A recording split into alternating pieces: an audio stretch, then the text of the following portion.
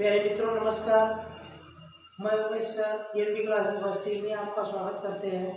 आज मैं 20 प्रश्नों की श्रृंखला लेकर आया हूँ जो यूपी टेट आगामी परीक्षाओं में इस तरीके के प्रश्न पूछे जाएंगे। तो आइए, आज का मेरा पहला प्रश्न ये दिया गया है, उन्मूलन का रोपण शब्द है। ऑप्शन दिया गया है आमूलन, निमीलन, समूलन, रोपण। ये 4 ऑप्शन दिया गया है।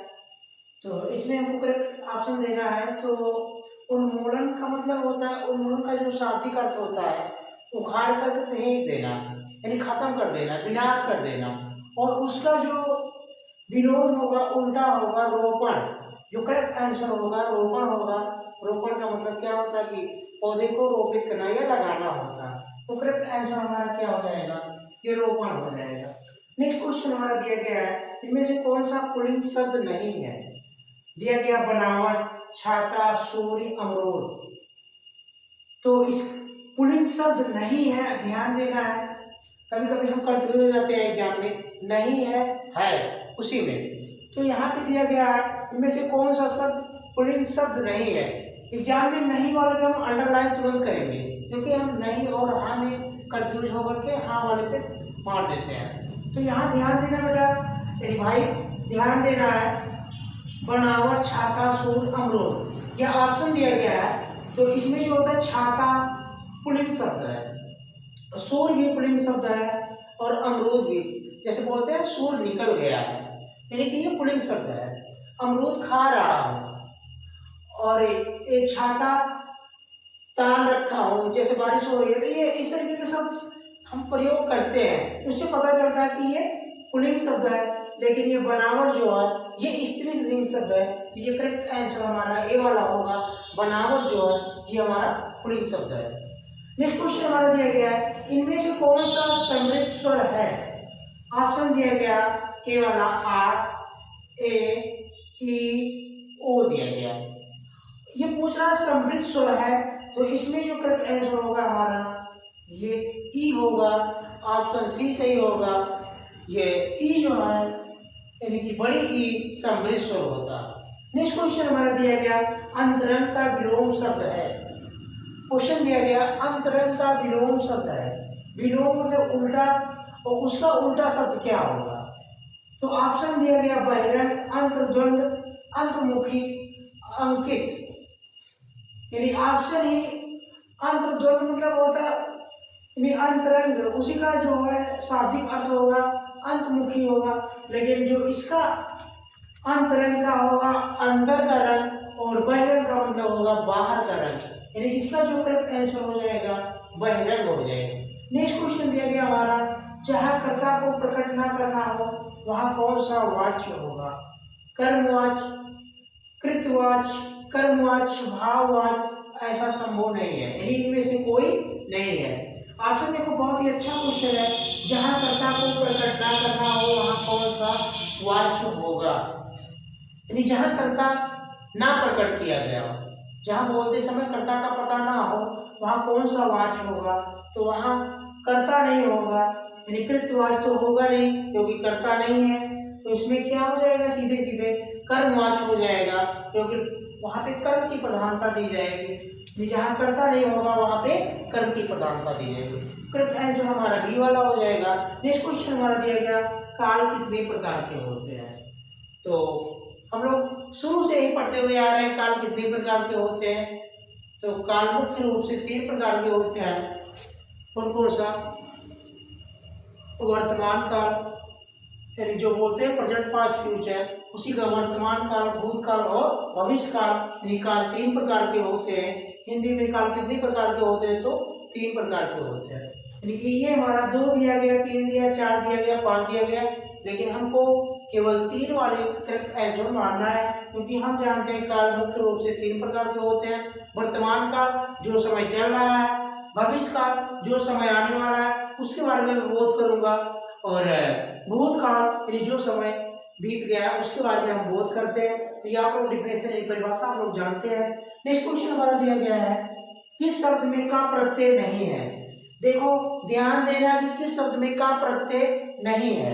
नहीं वाले में हम ज्यादा वही क्वेश्चन गलत करते हैं। हमारा पॉइंट होता है कि नहीं है और है। तो ये हमारा जो दिया गया किस शब्द में का प्रत्यय नहीं है। कारक दिया गया, गायक दिया गया, भाव दिया गया, चालक दिया गया। तो कारक, कारक यानी प्रत्यय का मतलब क्या होता है, प्रत्यय जो है किसी शब्द के पीछे जुड़ते हैं। तो इसमें देखिए कारक में का प्रत्यय पीछे जस्ट जुड़ा गया। कारक, गायक में भी का प्रत्यय लगा हुआ है, लेकिन भाव में उप प्रत्यय लगा हुआ है, ना कि का प्रत्यय बोलोगे, उसको उप प्रत्यय बोलोगे। तो यहाँ पे और चालक में चालक अप्रत्यय यानी का ही मिल रहा है, लेकिन यहाँ भाव में उप प्रत्यय होगा, यानी कि ये क्या हो जाएगा, का प्रत्यय नहीं है बल्कि उप प्रत्यय इसमें होगा। नेक्स्ट क्वेश्चन हमारा दिया गया निम्न में से किसमें विसर्ग संदेह है। तो यहाँ दिया गया ऑप्शन निरंतर, दिग्गज, जगदीश, महेश। पूछ रहा है विसर्ग संदेह होगा, यानी जो ये विसर्ग संदेह होता है क्या होता है, और मतलब उसको जो हम संधि विच्छेद करते हैं तो वहां पे पता चलता है कि किस संधि का है। तो यहाँ पे देखेंगे ये दिया गया निरंतर, तो इसका जो संधि विच्छेद करेंगे नि प्लस अंतर हो जाएगा, यानी कि ये हमारा करेक्ट आंसर हो जाएगा यही हम। और यहाँ इसका करेंगे तो दिक प्लस जीस हो जाए, वो दिक प्लस गज हो जाएगा, गजा हो जाएगा, दिग्गज हो जाएगा, और जगत प्लस जीस हो जाएगा, महा प्लस ईस हो जाएगा, यानी करेक्ट आंसर हमारा क्या हो जाएगा, ए वाला हो जाएगा निरंतर। प्यारे मित्रों, चैनल को लाइक और सब्सक्राइब करते रहिएगा। तो अगला क्वेश्चन हमारा दिया गया संस्कार शब्द में किस उपसर्ग का उपयोग हुआ है। संस्कार शब्द में किस उपसर्ग का उपयोग हुआ है। यहाँ दिया गया सम, सन दिया गया, शम्स दिया गया, शंस दिया गया। तो ये इसमें जो हमारा करेक्ट आंसर होगा संस्कार में सन नहीं होगा बल्कि सम होगा। संस्कार ये हमारा इसमें जुड़ जाता है। जो जब संधि विच्छेद पढ़ाएंगे हम डिटेल से टॉपिक उसमें मैं बताएंगे किस प्रकार से, लेकिन आज मैं ये प्रश्नों की श्रृंखला लेकर आएंगे तो ज्यादा समय ना लेते हुए हम सीधे प्रश्न पे बात करते हैं। नेक्स्ट क्वेश्चन हमारा दिया गया निम्नलिखित में से कौन सा शब्द विशेष है। ये दिया गया अनासक्त दिया गया, अनासक्त दिया गया, अनासक्त दिया गया, अपमानित दिया गया। तो विशेष क्या होता है, विशेष जो किसी की विशेषता बताता है। तो अनासक्त ऐसा शब्द है जो विशेष शब्द है। नेक्स्ट क्वेश्चन हमारा दिया गया है कवि धूमिल का पूरा नाम क्या था। ये बहुत ही प्रसिद्ध कवि है और इनका जो पूरा नाम था ये क्या था। ऑप्शन दिया गया गोरख पांडे, क्या गोरख पांडे थे, सुधाकर पांडे थे, या सुदामा पांडे थे, या इनमें से कोई नहीं थे। ये चार ऑप्शन दिया गया है। तो इसका जो करेक्ट आंसर होगा हमारा सुदामा पांडे होगा। कवि धूमिल का पूरा नाम था सुदामा पांडे। तो ये हमारा सी वाला ऑप्शन जो होगा ये करेक्ट आंसर होगा। नेक्स्ट क्वेश्चन दिया गया बच्चा सबसे पहले सीखता है। कोई भी बच्चा सबसे पहले क्या सीखता है, तो ये इसका ट्रिक होता है सुगोपाल होता है। यहाँ बता रहे हैं आप लोगों को, ये लिखा जाता है सुगोपाल। ये टिप के माध्यम से देखेंगे सबसे पहले बच्चा क्या सीखता है, तो सुनना सीखता है। बच्चा क्या सीखता है, सुनना सीखता है। फिर क्या सीखता है, बोलना सीखता है। फिर क्या सीखता है, पाल मतलब पढ़ना सीखता है, और ला मतलब लिखना सीखता है। यानी सबसे पहले सुनना सीखता है, फिर बोलना सीखता है, फिर मतलब पढ़ना सीखता है, फिर क्या करता है, लिखना सीखता है। ये जो नर्सरी के बच्चे होते हैं जो हम पढ़ाते हैं तो वो क्या करते हैं, वर्ड को बोलना सीख जाते हैं लेकिन लिखना नहीं सीख पाते, लिखते हैं बाद में सीखते हैं। तो ये वैज्ञानिकों का ये जो ट्रिक दिया गया सुगोपाल, सुनना, बोलना, पढ़ना, लिखना। यानी कि यहाँ पे दिया गया है बच्चा सबसे पहले सीखता है तो क्या सीखता है, तो बच्चा सबसे पहले सुनना सीखता है, फिर क्या सीखता है, बोलना सीखता है। अगर ऑप्शन में सुनना दिया है तो वो करेक्ट होगा, अगर सुनना नहीं दिया गया तो बोलना होगा। यहाँ ऑप्शन दिया गया पढ़ना सीखता है क्या, तो पढ़ना सब तीसरे स्टेप में बच्चा सीखता है, और लिखना जो सीखता है वो चौथे स्टेप में सीखता है। यानी कि पहला और तीसरा ऑप्शन नहीं हो रहा है, और तीनों एक साथ तो सीख ही नहीं सकता है। यानी कि ऑप्शन हमारा जो होगा ये बी वाला होगा। करेक्ट ऑप्शन क्या होगा, बच्चा सीखता है तो सबसे पहले सुनना सीखता है, फिर बोलना सीखता है, फिर क्या सीखता है, पढ़ना सीखता है, फिर लास्ट में जो हमारा स्टेप होता है लिखना सीखता है। तो इस प्रकार से हम क्वेश्चन को क्लियर कर लिया। नेक्स्ट हमारा क्वेश्चन दिया गया ध्वनि कितने प्रकार के होते हैं। तो ध्वनि जो मुख्य रूप से होते हैं दो प्रकार के होते हैं, 3 प्रकार के होते हैं, 4 प्रकार के होते हैं, 5 प्रकार के होते हैं। तो ध्वनि जो होते हैं 2 प्रकार के होते हैं, स्वर और व्यंजन होते हैं। तो मुख्य रूप से जो ये ऑप्शन दिया गया, ए वाला दिया गया, ध्वनि जो होते हैं 2 प्रकार के होते हैं। नेक्स्ट क्वेश्चन दिया गया हमारा, छोटा बड़ा, छोटी बड़ी, छोटा वो बड़ा वो क्या है? क्या स्वर है? बी वाला व्यंजन है, सी वाला अनुस्वार है, डी वाला अनुनासिक है। तो ऑप्शन दिया गया स्वर, व्यंजन, अनुस्वार, अनुनासिक। तो हम जानते हैं छोटा बड़ा, छोटी बड़ी, छोटा बड़ा वो क्या है? स्वर है। तो ये वाला हमारा ऑप्शन जो होगा ये करेक्ट ऑप्शन होगा। अगला क्वेश्चन हमारा 50 नंबर का दिया गया है, दंत वर्ग के व्यंजन हैं, जैसे कंठ और कंठ, ताल, मूर्धा, दंत, ओष्ठ, जो ये दिया गया है उस प्रकार का यहाँ पे दिया गया दंत वर्ग के व्यंजन है। व्यंजन वर्ग जो होते हैं 5 होते हैं। तो इसमें दिया गया है क्या चा वर्ग, या सा, या ता वर्ग दिया गया, या सा, या टा वर्ग दिया गया, रा और सा। ऑप्शन डी वाला दिया गया पा वर्ग, उ, छोटा वो बड़ा वो दिया गया है। कह रहा दंत वर्ग के व्यंजन कौन से होंगे? तो ये कंठ, कंठ तो ये वाला दिया गया है दंत वर्ग के व्यंजन, ये टा वर्ग वाला होता है जो कंठ, तालु, मूर्धा, दंत, ओष्ठ होता है। इस प्रकार से ये टा वर्ग रा और सा हो जाएगा, मूर्धन्य सा या खष्टी सा उसको बोलते हैं। ये वाला ऑप्शन जो होगा करेक्ट होगा। नेक्स्ट क्वेश्चन हमारा दिया गया 16 नंबर का, निम्न शब्दों में से कौन सा अनुवादात्मक शब्द है? प्रश्न दिया गया निम्न शब्दों में से कौन सा अनुवादात्मक शब्द है? बहुत ही प्यारा क्वेश्चन है। बंधन दिया गया, चंद्रमा दिया गया, रण क्षेत्र दिया गया, खंड खंड दिया गया। तो इनमें अनुवादात्मक अनुकरण मतलब अन्वय करना, तो इसमें जो होगा बंधन होगा, चंद्रमा होगा, रण क्षेत्र होगा या खंड खंड होगा।